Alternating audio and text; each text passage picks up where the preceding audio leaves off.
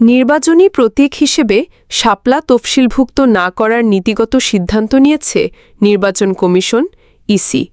ফলে কোনো রাজনৈতিক দল তাদের দলীয় প্রতীক হিসেবে শাপলা পাবে না। বুধবার সন্ধ্যায় নির্বাচন কমিশনার আব্দুর রহমান এল মাসুদ গণমাধ্যম কর্মীদের এই তথ্য জানিয়েছেন। নাগরিক ঐক্য কেটলির পরিবর্তে শাপলা প্রতীক চেয়েছে।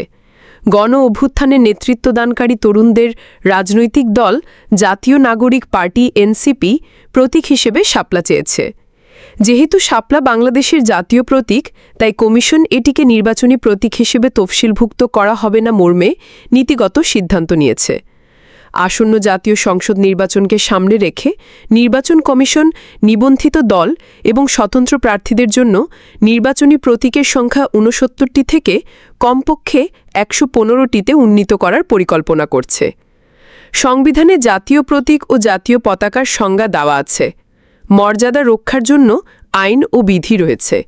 যদিও জাতীয় ফুল বা পাখি সম্পর্কে নির্দিষ্ট কোনো নিয়ম নেই, তবে শাপলা সংবিধানে জাতীয় প্রতীক হিসেবে স্পষ্টভাবে অন্তর্ভুক্ত রয়েছে, যোগ করেন মাসুদ।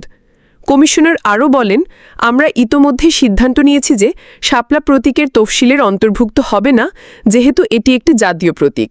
প্রতীক তালিকা থেকে এটিকে বাদ দেওয়ার সিদ্ধান্ত অনেক আগেই নেওয়া হয়েছিল এবং আমরা সেটি পুনর্ব্যক্ত করছি।